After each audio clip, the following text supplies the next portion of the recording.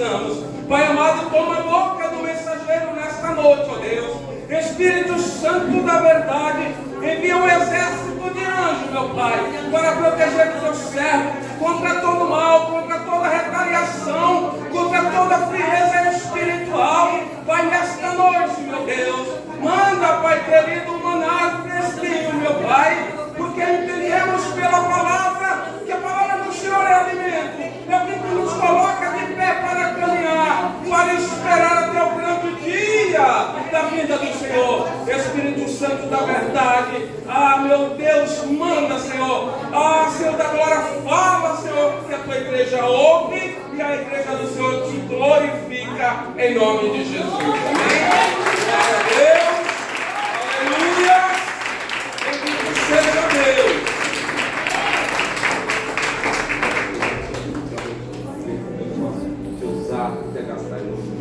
Oh, glória!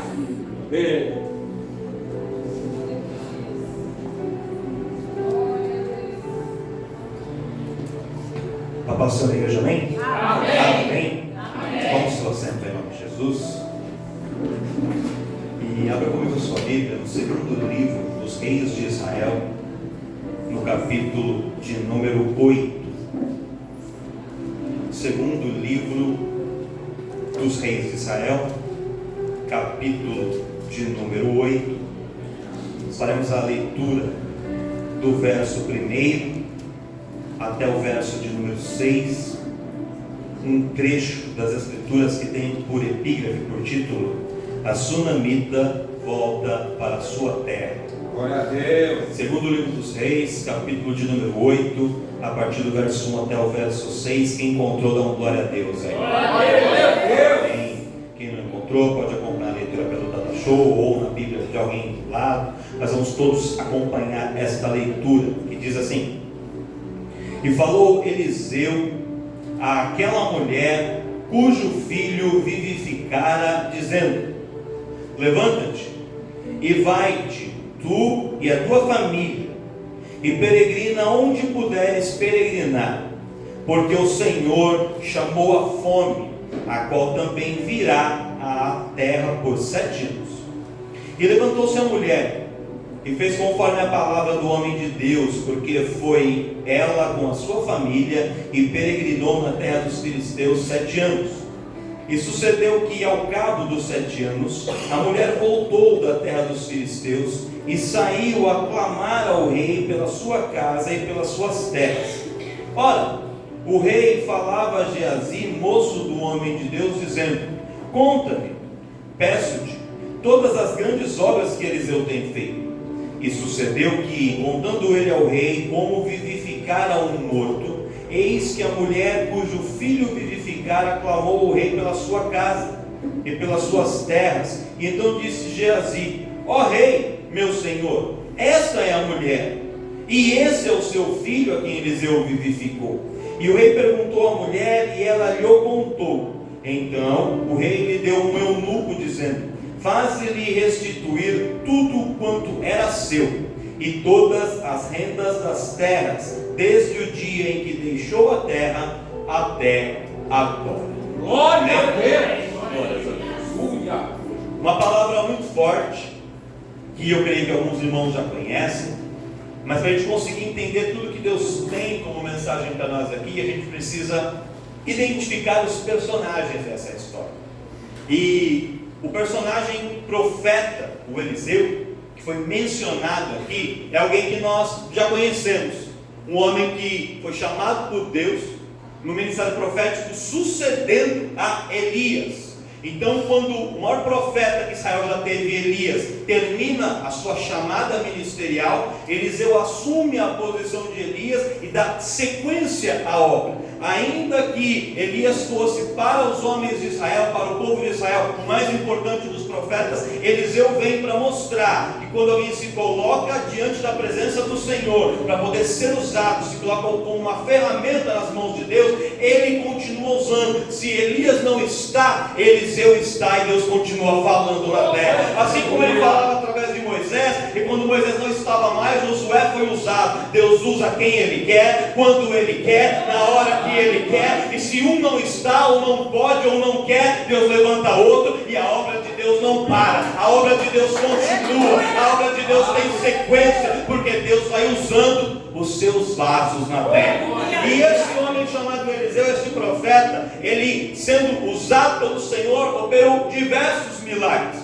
E ele era um homem muito conhecido e tinha um ministério dentro de Jerusalém, né, ali no reino do norte, aliás, no reino do sul, e ele também ia até o reino de Israel, até o reino do norte. Então ele passava por várias cidades, ele fazia peregrinações, e onde ele andava ele ia curando, ele ia pregando, anunciando o evangelho. E em uma dessas passagens, em uma dessas obras que ele fazia missionárias, ele passa pela cidade de Sunem. E quando ele passa pela cidade de Sunem, havia naquela cidade uma mulher, e uma mulher casada, muito rica, uma mulher de posse, de uma classe social abastada, e aquela mulher da janela da sua casa, ela começa a observar Eliseu passando. Então Eliseu ia, conversava com alguém, dava um conselho, e a mulher observando. Aí Eliseu curava alguém, e a mulher observando. E aí Eliseu pregava a palavra, e a mulher observando. E em tudo que Eliseu fazia, aquela mulher o observava. Então aquela mulher um dia chega para o seu marido e fala assim: marido, eu tenho algo para poder dizer para você. A nossa vida é uma bênção, nós temos dinheiro, nós temos uma boa casa, nós temos conforto, mas eu vejo que falta alguma coisa. Eu queria trazer mais da presença de Deus para dentro da nossa casa. Eu olho para este homem, eu olho para esse profeta que passa aqui diariamente, que passa aqui várias vezes aqui, anunciando o evangelho, falando da palavra, curando, fazendo milagres. Eu vejo que a presença de Deus é com este homem, e eu queria pedir para você autorização para a gente fazer aqui dentro da nossa casa, que é uma casa grande, tem bastante espaço. Eu queria construir um quartinho aqui no fundo, e nesse quartinho eu vou colocar uma cama, eu vou colocar uma mesa, eu vou colocar um candeeiro, uma cadeira, e todas as vezes que este homem de Deus passar aqui por Sunem, que ele estiver aqui fazendo a obra, ao invés dele ter que talvez comer na rua, dele ter que sentar em algum banco de praça para descansar, ele vai poder entrar aqui dentro desse quartinho, e aqui ele vai encontrar guarida, aqui ele vai poder descansar, aqui ele vai poder se alimentar,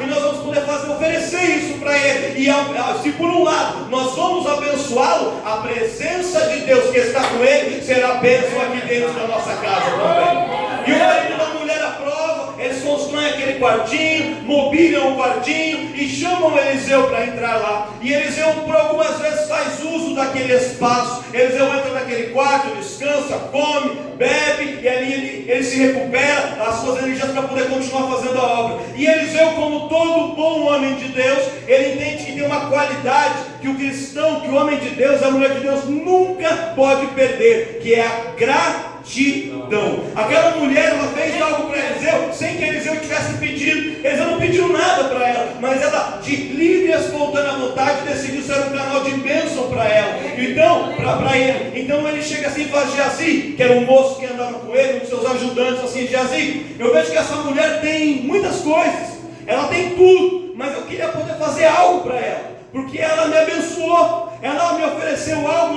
eu não pedi nada, eu não fiz nada para ela de bom, e ela já se ofereceu para me abençoar. Como eu posso fazer para recompensá-lo? Que ato de gratidão eu posso ter para demonstrar para essa mulher o quanto meu coração está feliz por essa bênção que ela me deu? E Jesus fala assim: olha, ela tem tudo, a casa dela é bem rica, ela tem carros na garagem, ela tem aparentemente tudo, só que tem uma coisa que ela não tem: essa mulher não tem filhos. Note, Eliseu, ela é casada, o seu marido já tem até uma idade avançada, e os dois não têm filhos. Então eu creio que seria uma grande bênção para aquela mulher se Deus usasse a sua vida para conceder um filho para ela. Então Eliseu entende aquele mistério, e Eliseu profetiza sobre ela dar um filho.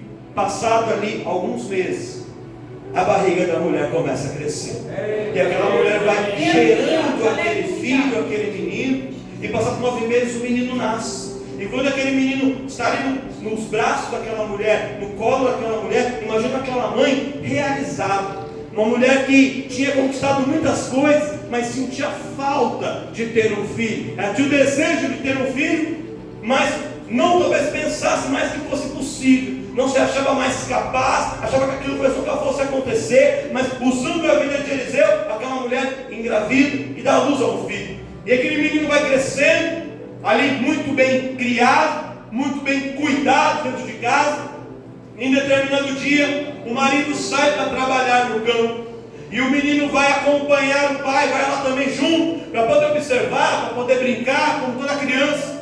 Alguns historiadores dizem que ele tinha por volta de 9 anos, outros falam que tinha por volta de 10, 11 anos de idade. A Bíblia não nos dá a idade do menino, mas ele era jovem.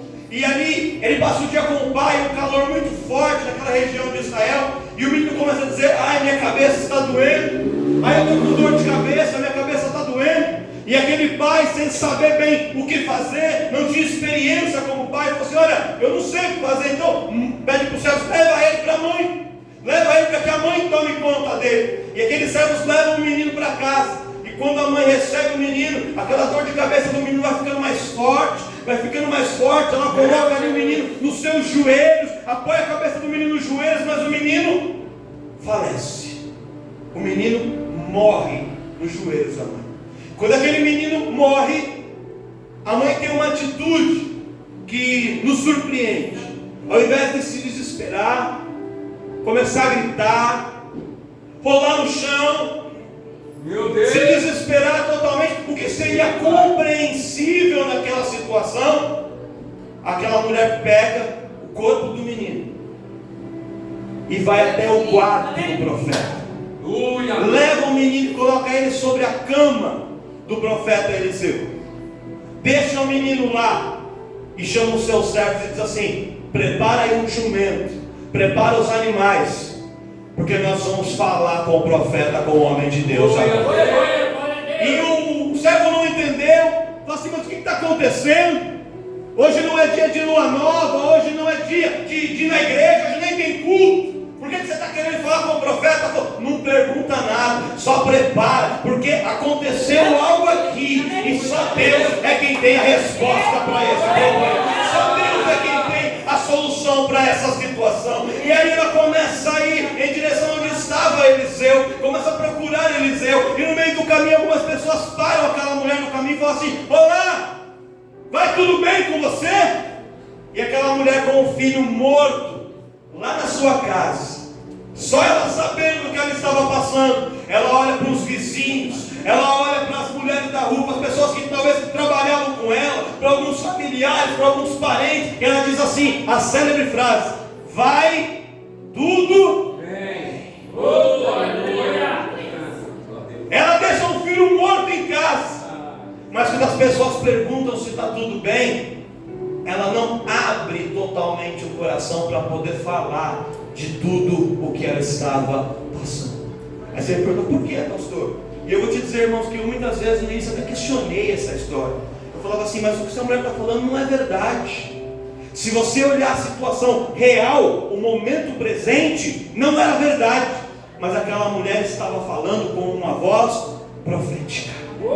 Naquele momento, aos olhos humanos, não estava nada bem, mas ela estava profetizando que aquilo que não estava bem vai ficar tudo bem. Irmãos, eu quero te falar duas coisas. Uma bem simples. Nós sabemos quando lemos esse texto aqui. A primeira: você não deve contar os seus problemas para todo mundo. Não é todo mundo que tem que saber de tudo o que acontece na sua casa, irmão. Tem coisa que acontece com o seu filho, tem coisa que acontece com o seu marido, tem coisa que acontece com você, tem situações apertadas na vida financeira, tem momento que uma enfermidade chega. Eu não sei qual é o problema, mas Deus manda dizer para crentes aqui: cuidado com o que você fala e principalmente com quem você fala. Há coisas, irmãos, que nós temos que guardar dentro de casa e levar para o quarto do profeta, levar para o lugar onde a presença de Deus se manifesta. Nós temos nas nossas casas quartos secretos, lugares onde a gente vai buscar a presença de Deus. E quando tem um problema, é para este lugar que nós temos que levar. Leva o problema na presença de Deus. Deixa o problema na presença de Deus, ao invés de abrir para contar para todo mundo. Olha para o seu irmão, para a sua irmã, para assim: não sai contando, não. Guarda um pouquinho, dá uma segurada aí, irmão.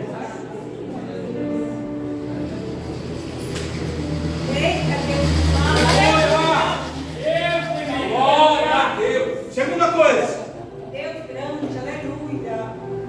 isso não é papo de pastor, não é conversinha de igreja. é uma realidade que você tem que aprender e entender. Há poder na minha e nas suas palavras. As palavras, elas movimentam o mundo espiritual. Deus cria todo o mundo que nós conhecemos através da palavra. Haja luz e houve luz. Glória a Deus. Haja terra, mar, separação entre a terra seca e as águas. E Deus cria tudo pelo poder da palavra. Aleluia. Glória a Deus. Glória a Deus. Nós somos muito bons para reclamar das coisas, para dizer quando as coisas não vão bem. Olha, isso aqui não está bem, eu não gostei disso, eu não gostei daquilo, eu estou triste, eu estou assim. Mas Deus nos desafia nessa noite a começar a abrir a sua boca para declarar: vai tudo bem. A gente começar a ser mais positivo, olhar para a situação que hoje não agrada, que hoje é para entristecer, mas declarar que pelo poder da fé, que o Senhor que nos chamou, não nos chamou para viver uma catástrofe, não nos chamou para viver uma perda. E se hoje não está bem, eu vou profetizar: vai ficar tudo bem. Deus vai entrar com providência. Hoje a enfermidade está aqui, mas Ele é o Deus que cura. Hoje a porta está fechada, mas Ele tem a chave que abre a porta que ninguém fecha e que fecha a porta que ninguém abre. Hoje a minha família está assim meio bagunçada, meio desestruturada, mas eu profetizo: eu e a minha casa serviremos ao Senhor na plenitude. Hoje meu ministério está assim, está meio devagar, mas eu profetizo que eu ainda serei uma bênção, um canal de bênção usado nas mãos do Senhor, com autoridade, com ousadia, com unção, porque eu vou profetizar. Quem vai começar a profetizar a partir de agora?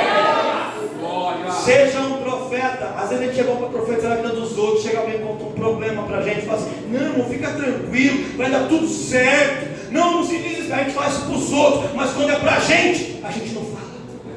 Quando é para a nossa vida, a gente entra em desespero, só começa a olhar o lado negativo das coisas. Irmãos, Deus nos desafia nessa noite a abrir a nossa boca para declarar bênçãos sobre a nossa vida, sobre a nossa casa, sobre a nossa família, para declarar palavras proféticas de fé, porque a nossa palavra tem poder diante de Deus. Quem acredita nisso? E aquela mulher então declara: vai tudo bem, vai tudo bem. E aí ela vai caminhando em direção onde estava o profeta Eliseu. Eliseu vê ela de longe. E quando Eliseu vê, ele manda Geazi, o seu moço, falar com ela primeiro. E quando Geazi chega próximo da mulher, fala: mulher, vai tudo bem? Vai tudo bem com você? Vai tudo bem com o seu marido? Vai tudo bem com o seu filho? Geazi é específico na pergunta. E a mulher olha para Geazi assim, dá uma olhada, faz: esse Geazi, ele é crente, mas não é crente. É crente. Sabe aqueles crentes com C minúsculo? Sabe aqueles crentes mais ou menos? Quem conhece crente mais ou menos aí? Eu conheço. Ela podia falar: não, Geazi é crente, vou contar tudo para ele. Ela olha para Geazi e fala assim: não, ô menino, vai tudo bem. Aleluia. Me leva até onde está Eliseu, que a conversa não é com você, a conversa é com o profeta. Eliseu é a representação do próprio Deus. Naquele tempo as pessoas não dobravam o joelho para orar diretamente com elas, pastor. Deus falava com as pessoas através do profeta. Se alguém queria falar com Deus, tinha que consultar o profeta. Hoje não é mais assim. Hoje você pode dobrar o seu joelho e Deus fala diretamente com você. Ele pode usar o profeta? Pode usar um servo? Pode. Mas ele pode falar com você diretamente, sozinho, só você e ele. Mas naquele tempo não era assim. Então, para ela falar com Deus, ela tinha que ter o contato com o profeta. E ela fala: não é com Geazi que é o negócio, não é com intermediários, eu tenho que falar diretamente com quem pode resolver a situação. Aleluia! E aí ela vai até Eliseu. Quando chega ali, Eliseu então começa a conversar com ela, e ela, chegando diante dele, se derrama. Fala: Eliseu, olha, eu não te pedi nada. Quando você passou naquela cidade, eu construí um quartinho, uma cama, uma mesa, um candeeiro, uma cadeira para você. Eu fiz isso de generosidade no coração. eu nunca te pedi nada. E eu não tinha nenhum filho. A minha vida era uma vida estável. E aí, Deus usa a sua vida, você profetiza, eu engravido e nasce um menino. É aquele momento, um momento de grande alegria para mim. Só que agora esse menino morreu. E eu deixei ele morto lá em casa. E eu preferia nunca ter tido nenhum filho.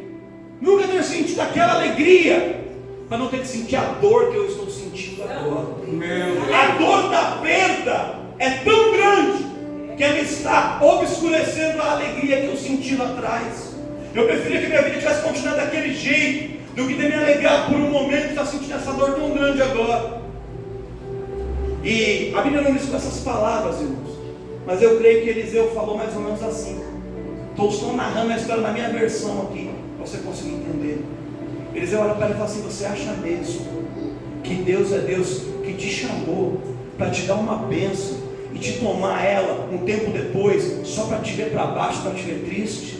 Você acha que Deus é Deus que prepara um casamento para você, para depois o inimigo entrar e destruir esse casamento e Deus vai ficar aí sem fazer nada? Você acha que Deus é Deus que abre a porta, te coloca dentro de uma empresa para depois vir uma pessoa puxar o seu tapete, você cair e sair de lá envergonhado e Deus não vai fazer nada? Você acha que Deus é Deus que olha e vê os seus familiares te humilhando, as pessoas dizendo coisas sobre você que não são verdade e Ele olha sem fazer nada? Se você acha que Deus é assim, eu vou te dizer que você não conhece nada sobre Deus. Deus é Deus que quando Ele dá, o inimigo não consegue tirar, e se Ele toca, se Ele tenta colocar a marca suja dele, Deus é Deus que restitui, que restitui, que restitui e que restitui. Deus é Deus que dá para perder. Deus não é Deus que começa uma obra e para no meio do caminho. A obra que Ele começou, Ele vai terminar e o nome dele será glorificado. Se Deus te deu um filho, a nova vaga sube. Se Deus te deu uma bênção, Ele se responsabiliza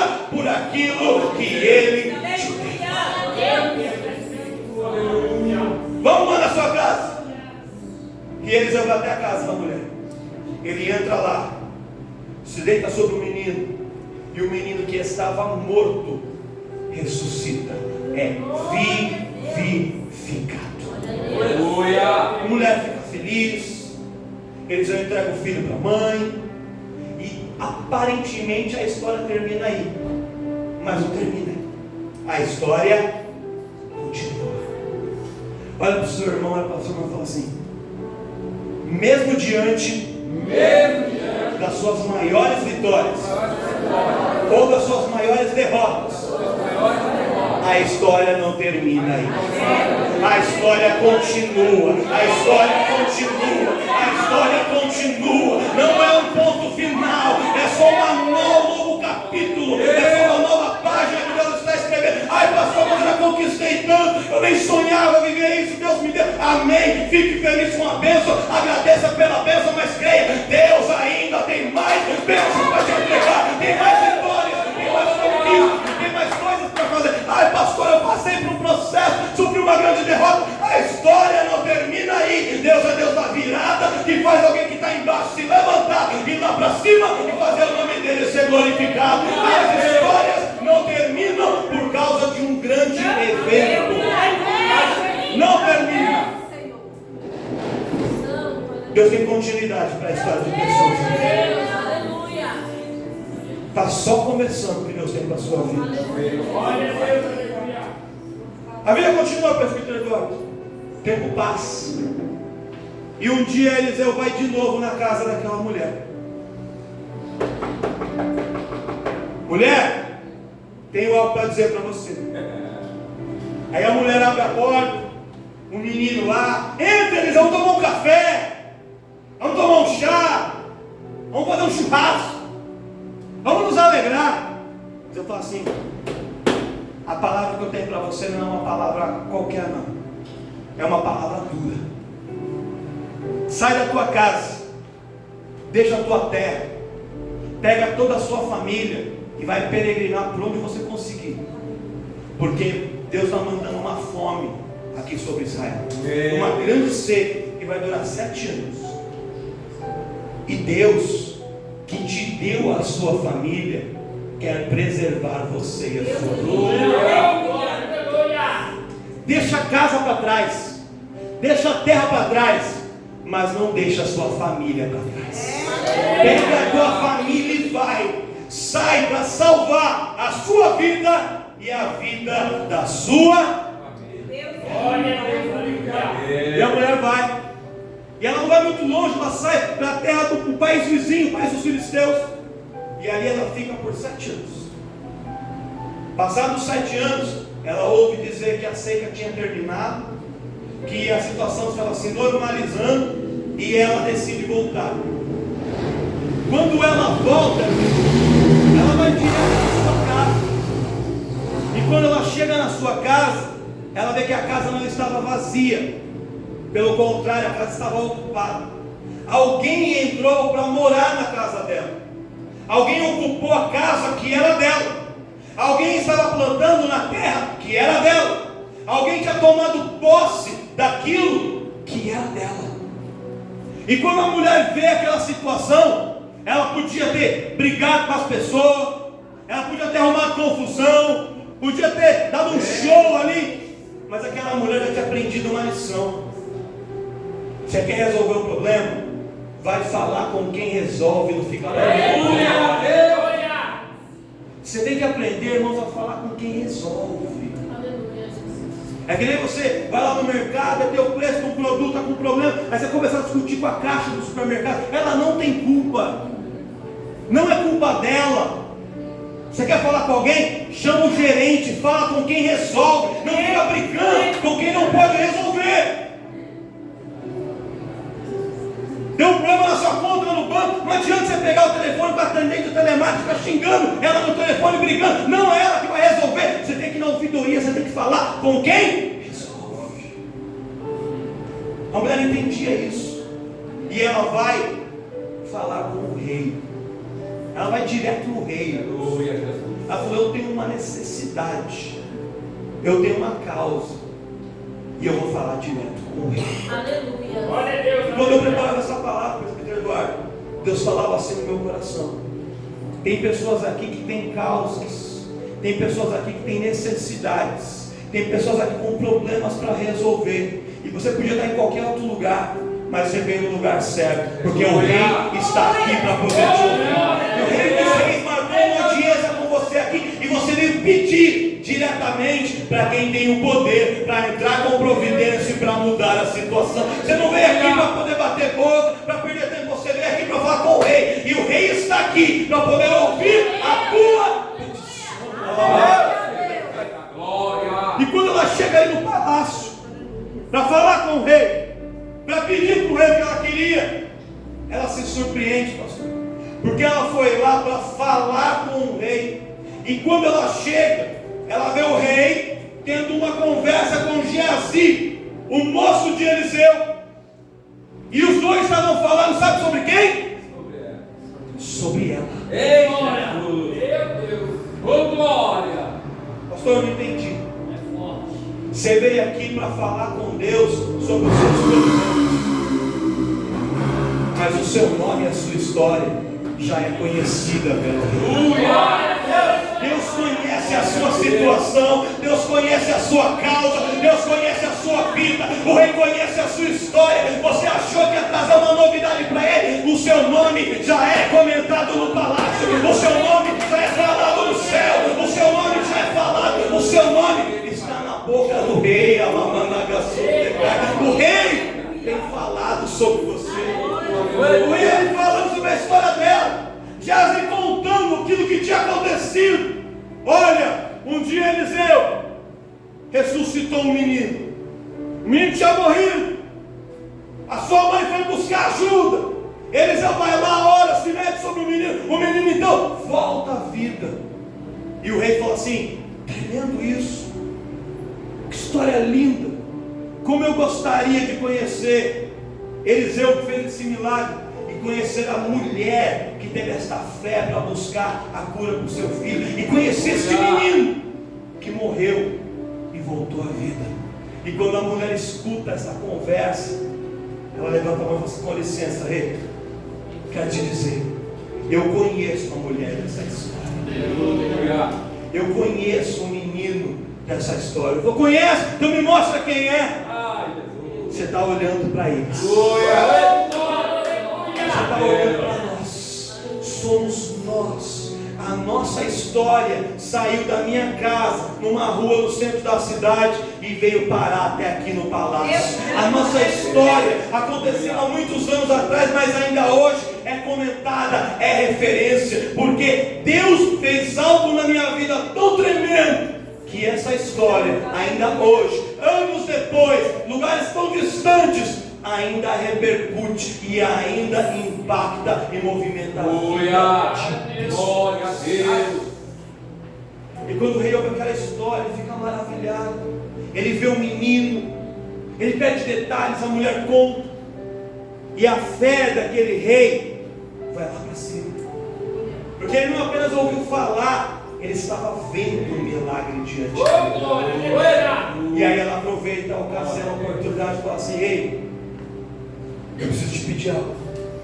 Eu vivi uma bênção lá atrás, eu vivi um milagre lá atrás, esse milagre foi tremendo, eu acabei de te contar, mas hoje eu preciso de um novo milagre. Hoje eu preciso de uma nova providência na minha vida, eu preciso de algo. E ela conta: as minhas terras foram tomadas, conta toda a história. E o rei fala assim para ela: pega aqui este servo,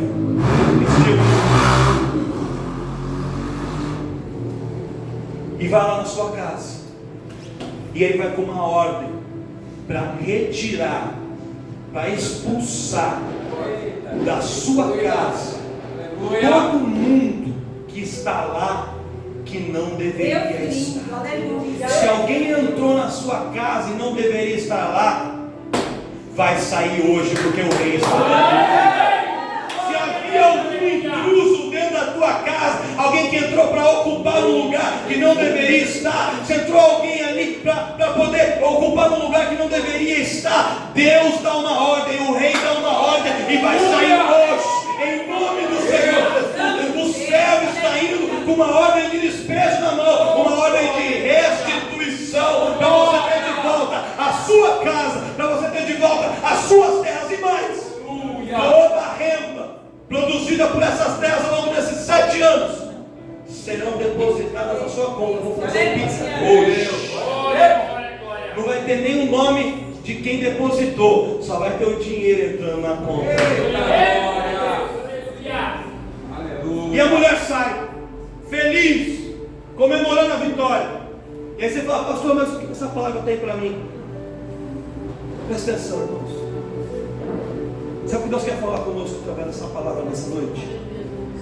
Primeira coisa, existe um poder muito grande em testemunhar e testificar das coisas que Deus fez. Quando a gente passa por alguns processos na vida, às vezes a gente passa por algumas situações que a gente não gostaria de passar, mas todas as situações que a gente passa são uma escola para nós, são um aprendizado, que a gente vai ganhando experiência, vai aprendendo coisas, mas não se resume só a nós, não é só para a gente. Aquilo que Deus nos dá, o que Ele faz, o que a gente aprende, é algo para que a gente possa compartilhar com outras pessoas. E às vezes Deus permite que você passe por uma situação difícil na vida familiar, no seu casamento, e você não entende. Deus permite, a situação vai lá, o marido vai embora, o casamento entra em crise, depois Deus lá restitui. E aquele casamento que por um tempo foi uma bênção, mas depois virou uma situação muito difícil, ele volta a ser uma bênção ainda maior, e Deus pacifica aquele casal, uma grande história. E você pensa que é só sobre você, mas Deus manda dizer assim: vou preparar pessoas para você conhecer ao longo da sua caminhada, da sua jornada, que vão passar por problemas semelhantes, para que você possa testificar. E pessoas vão chegar com você e dizer assim: meu casamento está assim, está difícil. Você vai poder dizer: eu sei o que você está passando, porque eu já passei por algo assim, mas eu quero te dizer: Deus restaurou o meu casamento, e assim como Ele fez o meu, Ele vai fazer na sua vida. Olha, meu filho está desse jeito. Você vai falar: fica tranquilo, eu já passei por isso. O inimigo achou que ia entrar na minha casa, ia tocar na minha família, que ia destruir, mas eu quero te dizer: o Deus que restitui família, restituiu a minha e vai restituir a sua. Há um poder muito grande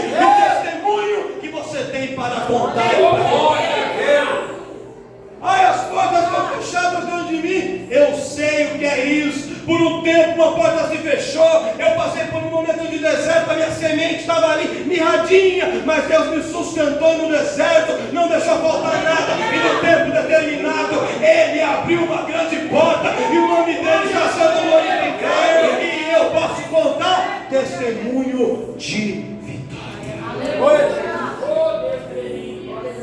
Querido, há um poder muito grande no seu testemunho.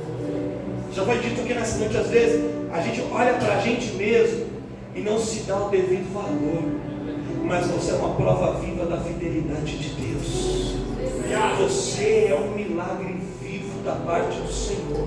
Se você soubesse quantos planos Satanás já tentou para ceifar a tua vida, para tentar te colocar numa sepultura, te colocar numa cama, te jogar numa máquina em depressão, internada no hospital, para acabar com a sua família. E se você não está nessa situação, você está aqui, é porque Deus tem agido na sua vida com misericórdia, tem te livrado, tem curado, tem restaurado, tem feito coisas grandes. Então abre a sua boca para contar, para testificar daquilo que Ele tem feito, porque quando a gente conta, Deus opera através do nosso testemunho. E a segunda coisa que eu quero dizer para você: a restituição de Deus para as nossas vidas, eu profetizo isso para todos, ela vai vir numa proporção maior do que aquilo que você pode imaginar. Você queria só de volta o que você achou que tinha perdido, mas Deus está calculando lá no céu, e na calculadora de Deus tem honra ainda maior que você tem imaginado. Tem coisas que Ele tem para te dar. Isso pode ser na vida financeira, pode ser na vida familiar, na vida sentimental. Sabe por quê, irmãos? Porque nas áreas onde a gente mais é afligido, nas áreas onde a gente é mais tocado, onde a gente mais sofre, é nessas áreas que Deus mais quer nos exaltar, quer fazer a gente dar a volta por cima para mostrar a glória e o poder dEle nas nossas vidas. Então eu quero te falar, irmão, não desanime, não desista, não ache que não vai acontecer com você, porque Deus, o Deus que é fiel e Ele é poderoso, Ele restituiu na vida daquela mulher, Ele pode, eu profetizo que vai restituir na vida de pessoas que estão aqui também, em nome de Jesus. Se coloque em pé. Glória a Deus. Oh, aleluia. Santo é o Senhor da glória. Bendito seja Deus. Quando a gente Da verdade. entende que Deus é um Deus de restituição, a gente já começa a louvar e adorar o nome dEle antecipadamente, até antes de receber, porque a gente já sabe que Ele está cuidando de todas as coisas.